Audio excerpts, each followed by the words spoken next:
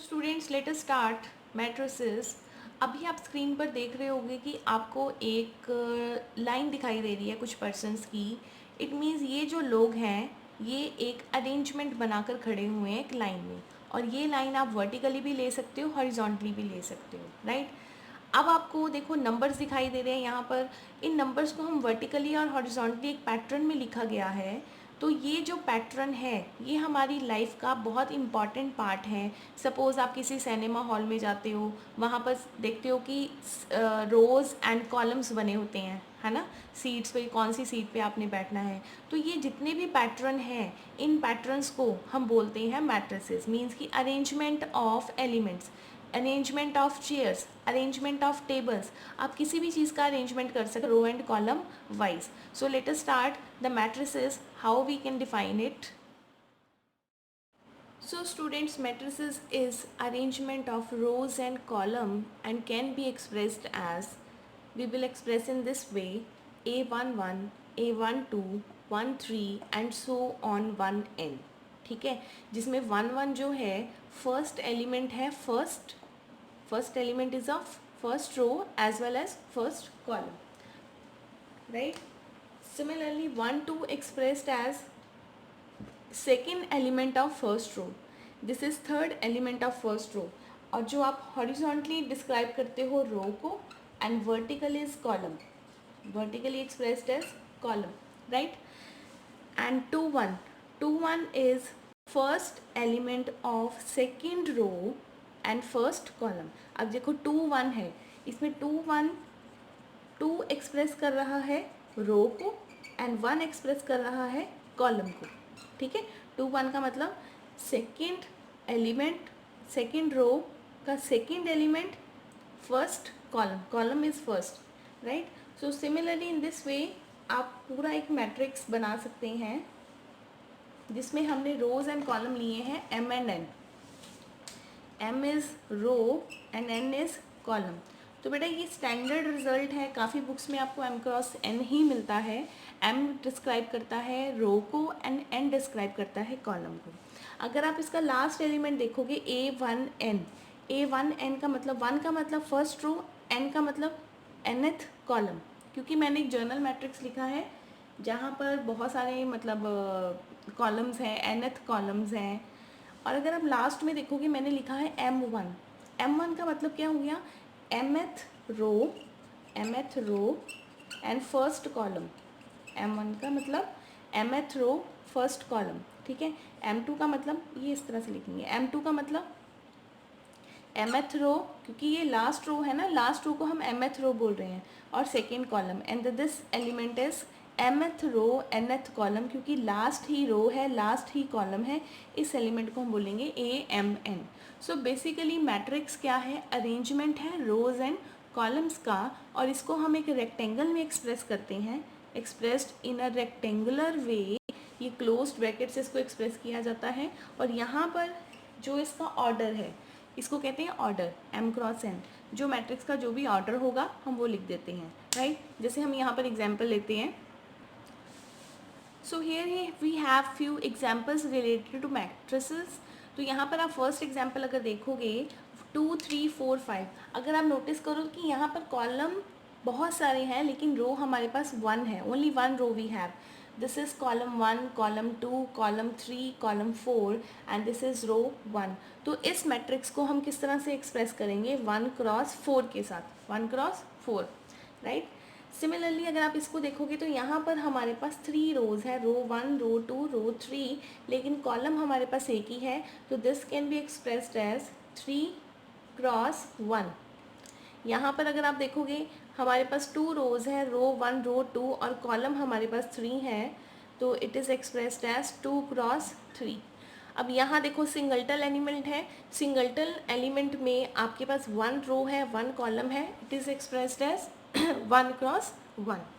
और 1 4 का मतलब हो गया कि आपके पास रो 1 है, कॉलम 2 है, तो it is expressed as 1 cross 2. तो ये सारी एग्जाम्पल्स ही मैट्रिक्स को लिखने के तरीके से. इसको रेक्टेंगल में क्यों लिखते हैं, क्योंकि जब भी आप अरेंजमेंट करते हो आपको कभी ये ज़रूरी नहीं है कि स्क्वायर ही मिलेगा. है ना।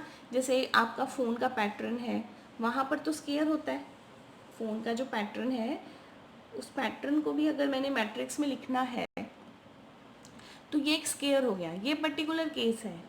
लेकिन इन जनरल जब भी आप लाइन में खड़े हो या फिर आप वर्टिकली लाइन में हो या हॉरिजॉन्टली लाइन में हो, तो आप कैसे भी खड़े हो सकते हो, आप एक रेक्टेंगल की फॉर्म में खड़े होते हो, क्योंकि रेक्टेंगल हमें देता है length is not equal to breadth, और अगर लेंथ और ब्रेथ सेम हो गई तो हमें एक स्क्वायर मैट्रिक्स मिलेगा, right. So let us do the types of matrix. अच्छा, ये सारा जितना भी है ना 1 4 3 4 1 2 2 3 1 1, it is called order of a matrix. Now we have definition of order of a matrix. A matrix having m rows and n columns, m rows n columns is called a matrix of order m cross n. For example, A as 3 cross 2 matrix, ये मैंने 3 cross 2 matrix की example ली है, and A as 1 cross 2 matrix, ठीक है। अब जिसमें ये जो मैट्रिक्स बनाया है वो 3 क्रॉस 2 का है, मतलब इसमें 3 cross 2 sorry 3 cross 2, it means इसमें 3 रोज हैं एंड 2 कॉलम है, 3 रोज एंड 2 कॉलम। और अगर हम इसके एलिमेंट्स की बात करें, ए बी 2 3 4 5, ये सारे क्या हैं, इसके एलिमेंट्स हैं। These are the elements of matrix. A is an element, similarly 2 is an element, ठीक है। 4 भी एलिमेंट होगा इसका, सारे ये एलिमेंट्स हैं। और यहाँ पे मैंने 1 2 लिया है, 1 2 का मतलब ये मैंने 1 क्रॉस 2 का मैट्रिक्स लिया है, इसको 4 2 कर लो क्योंकि 1 2 अच्छा नहीं लग रहा, ठीक है। तो 4 2 लिया है, तो यहाँ पर एक रो है, 2 कॉलम्स हैं, and 1 2 4 2 are the elements of the matrix, right. और अगर हमें चेक करना हो कि how many elements in a matrix, like if you have 3 cross 2, है ना, तो अगर आपने चेक करना है कि कितने एलिमेंट्स हैं 3 क्रॉस 2, 3 और 2 को मल्टीप्लाई कर दोगे आप, 3 2 ज़ा 6 एलिमेंट्स देखोगे, 1 2 3 4 5 6, यू हैव 6 एलिमेंट्स। अगर आप 1 क्रॉस 2 ले रहे हो, 1 इंटू 2 का मतलब आपके पास कितने एलिमेंट्स हैं, 1 इंटू 2 मीन्स 2, आपके पास 2 एलिमेंट्स हैं। तो इस तरह से अगर आपको ऑर्डर गिवन है तो आप ये पता कर सकते हो कि किसी मैट्रिक्स में कितने एलिमेंट्स होंगे, right. The next is how can you express a matrix. Matrix को लिखने के 2 तरीके हैं, ये तरीका हम डिस्कस कर चुके हैं, A11 1 2 1 3 1 n 2 1 2 2 2 3 2 n M1 M2 M3 MM, this is the matrix of M cross n, ठीक है। और अगर आप इतना बड़ा मैट्रिक्स नहीं लिखना चाहते तो आप एक जर्नल मैट्रिक्स भी लिख सकते हो, A इक्वल्स टू AIJ, इसको हमने क्लोज ब्रैकेट में बाउंड कर दिया है, AIJ, वेयर I किसको रिप्रेजेंट कर रहा है, I जो है I मतलब फर्स्ट एलिमेंट किसको रिप्रेजेंट करता है, रो को। तो मीन्स जो I है वो M और 1 के इक्वल भी होगा और उसके बीच में होगा, है ना। और J किसको रिप्रेजेंट कर रहा है, कॉलम को। तो कॉलम क्या होगा, 1 और n के बीच में और इक्वल भी हो सकता है।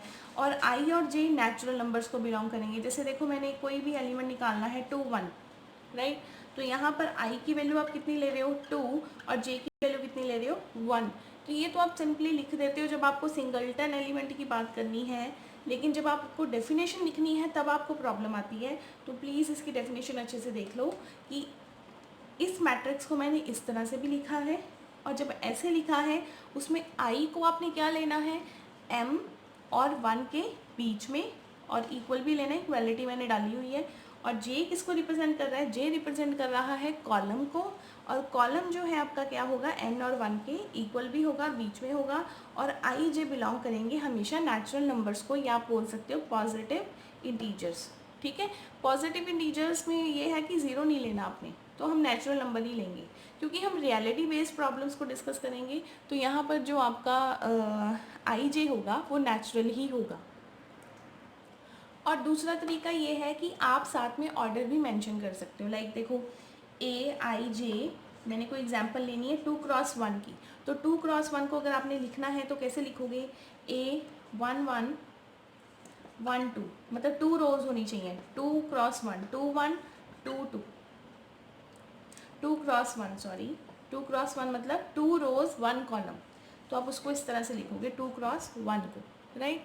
तो अगर मैंने जैसे, ये तो बहुत छोटी सी एग्जांपल थी, अगर मैंने बहुत बड़ा मैट्रिक्स लिखना है, लाइक मैंने लिखना है Aij ऑफ 3 × 3, तो ये हम इस तरह से लिखेंगे A11 12 13 21 22 23 31 32 33, तो हम ऐसे लिखेंगे।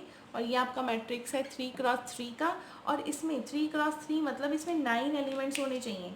अगर आप 3 और 3 को मल्टीप्लाई करते हो, 3 × 3 = 9, तो इसमें 9 एलिमेंट्स, देखो 1 2 3 4 5 6 7 8 9, तो इसमें ऑटोमेटिकली आपके 9 एलिमेंट्स ही होंगे। अब एक क्वेश्चन करते हैं इसी पे based, if a matrix has 8 elements what are the possible orders. देखो टोटल 8 एलिमेंट्स हैं, तो आप कितने ऑर्डर्स, कितने मैट्रिसेस बना सकते हो।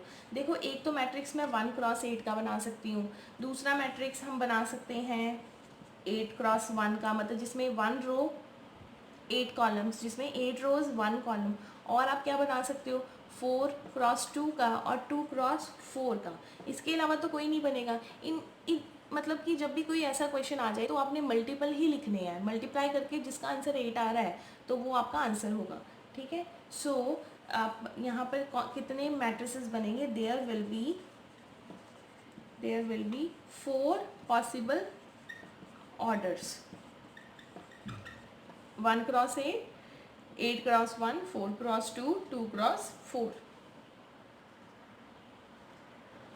So students, your next question is, if a matrix has 24 elements, what are the possible orders it can have? What if it has 13 element? सबसे पहले तो हमने 24 के ऑर्डर्स बनाने हैं। 24 के क्या बनेंगे, 4, फर्स्ट तो आपका यही बनेगा 24 1 1 24। ठीक है, पहले तो हमने ये 2 ऑर्डर बना दिए। नेक्स्ट देखो, और आप 24 को किस तरह से लिख सकते हो, 4 6 × 24 and 6 4 × 24. What else? 8 3 × 24, 3 8 × 24. What else? 12 2 × 24, 2 12 × 24. I think इसके अलावा और मैट्रिसेस आपके नहीं बनेंगे। तो आपके जो पॉसिबल ऑर्डर्स हैं वो कौन कौन से होंगे, 24 1 1 24, 4 6 6 4, 8 3 3 8 2 12 12 2। तो ये आपके पॉसिबल ऑर्डर्स बन गए हैं, राइट। तो नेक्स्ट उन्होंने कहा है कि अगर आपके पास 13 एलिमेंट्स हुए, if you have 13 elements then what will you do. ठीक है, अगर देखो 13 एलिमेंट्स होंगे तो आप क्या करोगे, 13 के तो फैक्टर्स 2 ही होते हैं, या तो 13 इटसेल्फ है, 13 × 1 1 × 13, इसके अलावा तो आप कोई और बना ही नहीं सकते। तो यहाँ पर पॉसिबल मैट्रिसेस कितने बनेंगे, 2, और यहाँ पर कितने बनेंगे, 1 2 3 4 5 6 7 8। यहाँ पर हम 8 मैट्रिसेस बना सकते हैं, और यहाँ पर हम 2 ही मैट्रिसेस बना सकते हैं, right. Similarly, we have next question. Sorry, I have written 24. It is 18. Next question, question number 3. अगर आपके पास 18 एलिमेंट्स हुए तो 18 एलिमेंट्स का अगेन, एक तो 118 18 1, दूसरा क्या बनेगा 6 3 3 6 9 2 2 9, और बनेगा कोई, बस है ना, 18 का यही होता है फैक्टर्स। और अगर वो कह रहा है कि अगर 5 एलिमेंट्स होंगे 5, तो बेटा यही फैक्टर बनने हैं 5 1 1 5, बस this is your answer. Now we have question number 1 of exercise 3.1। आपको एक मैट्रिक्स दिखाई दे रहा होगा। फर्स्ट क्वेश्चन है, what is the order of the matrix. सबसे पहले चेक कर लो कितनी रोज है, row 1 row 2 row 3, column 1 column 2 column 3 column 4। So this is a matrix of 3 × 4 order. तो अगर ये 3 × 4 ऑर्डर का होगा तो इसमें नंबर ऑफ एलिमेंट्स कितने होंगे, 12। Next question they are asking कि आपने लिखना है 1 1 क्या है, 2 1 3 1 3 3 2 4 एंड 2 3। ठीक है, अब देखो 1 3 का मतलब फर्स्ट रो का थर्ड एलिमेंट, फर्स्ट रो का थर्ड एलिमेंट क्या है आपके पास 19। 2 1 क्या होगा आपका 2 1, सेकेंड रो का फर्स्ट एलिमेंट 35। 3 3 क्या होगा 3 3, ये देखो 3 1 3 2 3 3, 3 3 is -5। Next is 2 4 second row का fourth element 12, and 2 3 second row का थर्ड एलिमेंट 5/2।